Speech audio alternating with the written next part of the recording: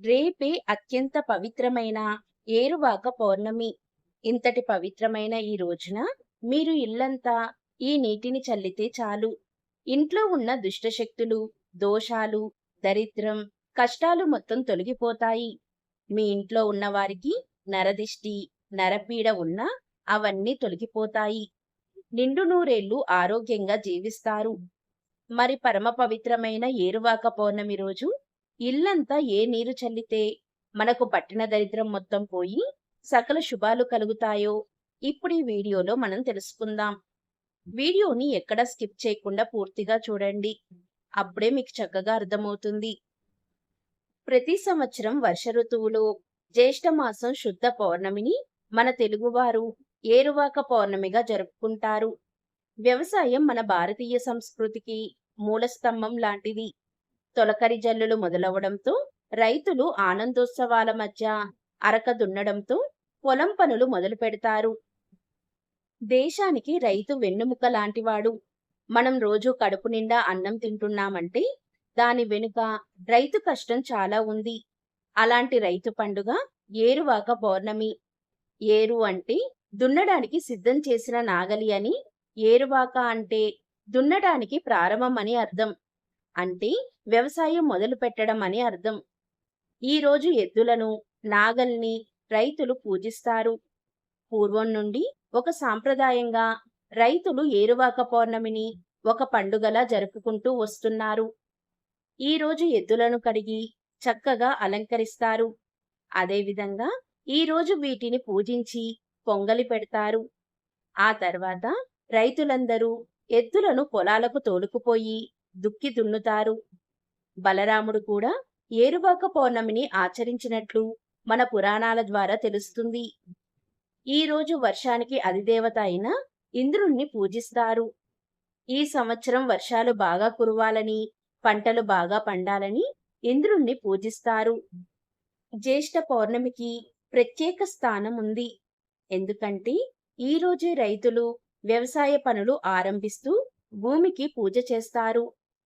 జ్యేష్ఠ పౌర్ణమిని ఏరువాక పౌర్ణమి లేదా ఏరువాక పూర్ణిమ అని అంటారు. పంచభూతాత్మకమైన ప్రకృతిని దైవంగా ఆరాధించడం మన భారతీయుల సాంప్రదాయం.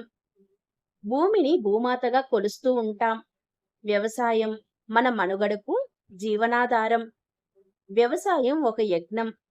వ్యవసాయ పనులు ప్రారంభించడానికి ముందు భూమి పూజ చేయడం అనాదిగా వస్తున్న ఆచారం. పొలాల్లో మోది దుక్కి దున్నడాన్ని ఏరువాక అంటారు. ఏరు అంటే ఎద్దులను కట్టి దున్నడానికి ఆరంభమని చెప్తారు. వర్ష ఋతువు ఆరంభం కాగానే జ్యేష్ఠ పూర్ణిమ నాడు రైతులు ఉదయమే ఎడ్లు కడిగి కొమ్ములకు రంగులు పూసి గజ్జెలు, గంటలతో అలంకరించి కట్టెకాడిని ధూపదీప నైవేద్యాలతో పూజిస్తారు. కాడెద్దులకు ప్రత్యేక పూజలు నిర్వహించి ఎద్దులకు భక్షాలు తినిపిస్తారు. పొలాలకి వెళ్లి భూతల్లికి పూజలు నిర్వహిస్తారు. ఆ తర్వాత ఎద్దులకు రంగులు, రకరకాల బట్టలతో అలంకరించి డప్పులు, మేళతాళాలతో ఊరేగిస్తారు. ఎద్దులు అంటురోగాల బారిన పడకుండా వాటికి ఆయుర్వేద మందులు, నూనెలను తాగిస్తారు.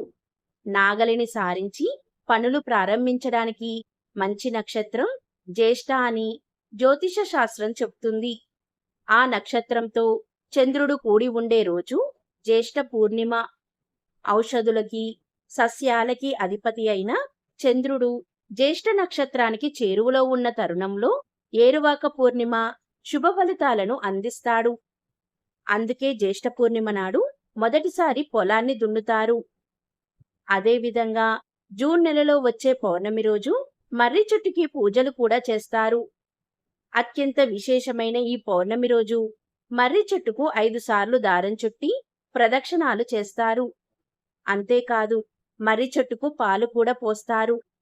దీనిని వటసావిత్రి వ్రతం అంటారు. ఎవరైతే జూన్ నెలలో వచ్చే పౌర్ణమి రోజు ఇలా చేస్తారో వారికి మాంగళ్య భాగ్యంతో పాటు వారి వంశం మర్రి ఊడల వలె శాఖలుగా విస్తరిస్తుందని మన పెద్దలు చెప్తారు. ఏరువాక పౌర్ణమి రోజు ఇలా మర్రి చెట్టును పూజించడం వలన సంతానం లేని వారికి సంతానం కలుగుతుంది. మర్రి చెట్టుపై త్రిమూర్తులు నివసిస్తారు. అందుకే మర్రి చెట్టును త్రిమూర్తుల వృక్షం అని కూడా అంటారు. మర్రి చెట్టును పూజిస్తే త్రిమూర్తులను పూజించిన ఫలితం దక్కుతుంది. వటసావిత్రి వ్రతం ఆచరించి సతీ సావిత్రి తన భర్త ప్రాణాలను ఈ చెట్టు కిందే కాపాడుకుందట. అందువల్లే మాంగళ్య భాగ్యం కోసం ఈ వ్రతాన్ని ఈరోజు ఆచరిస్తారు. ఈరోజు ఆడవారు వటసావిత్రి వ్రతం చేస్తే వారికి అష్టైశ్వర్యాలు, భోగభాగ్యాలు కలుగుతాయి. దీర్ఘ సుమంగళీ తత్వం కలుగుతుంది. ఈరోజు ఆడవారు మర్రి చెట్టు దగ్గరికి వెళ్లి పూజించడం ఎంతో మంచిది. ఈరోజు మర్రి చెట్టు దగ్గరికి వెళ్లి ముందుగా మర్రి చెట్టుకు నమస్కరించాలి. ఆ తర్వాత మర్రి చెట్టు మొదట్లో నీళ్లను పొయ్యాలి. అలాగే మర్రి చెట్టు దగ్గర కాస్త పసుపు, కుంకుమ వేయాలి. ఆ తర్వాత మర్రి చెట్టుకి దారాలు చుట్టాలి. ఆడవాళ్లు ఎవరైనా సరే మర్రి చెట్టు దగ్గరికి వెళ్ళేటప్పుడు ఎరుపు రంగు దారం, పసుపు రంగు దారం తీసుకొని వెళ్ళాలి. మర్రి చెట్టుకు నమస్కారం చేసి ఒక ఎరుపు దారం, ఒక పసుపు దారం చెట్టుకు చుట్టాలి. 5 సార్లు దారం చుట్టాలి. ఇలా చుట్టాక మర్రి చెట్టుకు 5 ప్రదక్షిణాలు చేస్తూ ఓం వటసావిత్రియై నమః అని జపించుకోవాలి. ఆ తర్వాత మర్రి చెట్టుకు హారతి ఇవ్వాలి. తర్వాత 5గురు ముత్తైదువులకు మర్రి చెట్టు దగ్గర తాంబూల వాయనం ఇవ్వాలి. అంటే పసుపు, కుంకుమ, పూలు, పండ్లు, జాకెట్ ముక్క ఇవి తాంబూలంలో ఉంచి ముత్తైదువులకు 5గురికి వాయనం ఇవ్వాలి. ఇలా చేస్తే విశేషంగా అష్టైశ్వర్యాలు, భోగభాగ్యాలు కలుగుతాయి. దీర్ఘ సుమంగళీ తత్వం పొందుతారు. అయితే ఈరోజు మర్రి చెట్టు దగ్గరికి వెళ్ళలేని వారు ఎవరైనా సరే ఈ వ్రత ఫలితం పూర్తిగా పొందాలంటే మీ ఇంట్లోనే పూజా మందిరంలో ఒక తమలపాకులో పసుపు ముద్దను ఉంచండి. ఆ పసుపు ముద్దను సాక్షాత్తు అమ్మవారి స్వరూపం మర్రి చెట్టు స్వరూపంగా భావించి నమస్కారం చేసుకోవాలి. ఆ మర్రి చెట్టును విష్ణు స్వరూపంగా భావించి నమస్కారం చేసుకోవాలి.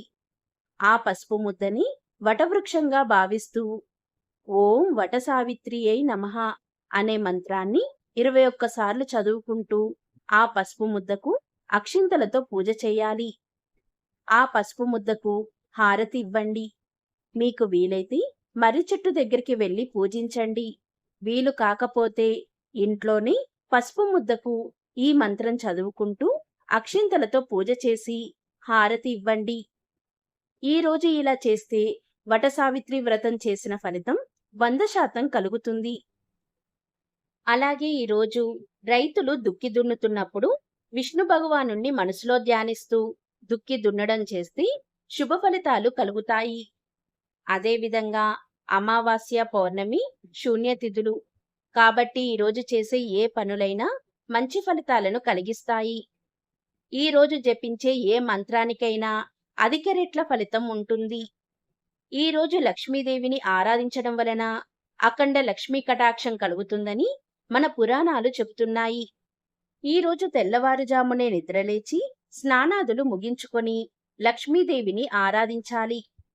ఈరోజు పెరుగును లక్ష్మీదేవికి నైవేద్యంగా పెట్టి ప్రసాదంలా తీసుకుంటే ఇంట్లో ధనవర్షం కురిసేలా లక్ష్మీదేవి దీవిస్తుంది. ఇంట్లో అన్ని ఇబ్బందులను తొలగించి మానసిక ప్రశాంతతను కలిగిస్తుంది. ఇలాంటి శక్తివంతమైన రోజున ఎవరైతే ఓం హ్రీం నమః అనే మంత్రాన్ని చదువుతారో అలాంటి వారి పనులు ఎలాంటివైనా సరే ఆటంకాలు లేకుండా నెరవేరుతాయి. అంతేకాదు ఆర్థిక ఇబ్బందులు తొలగిపోతాయి.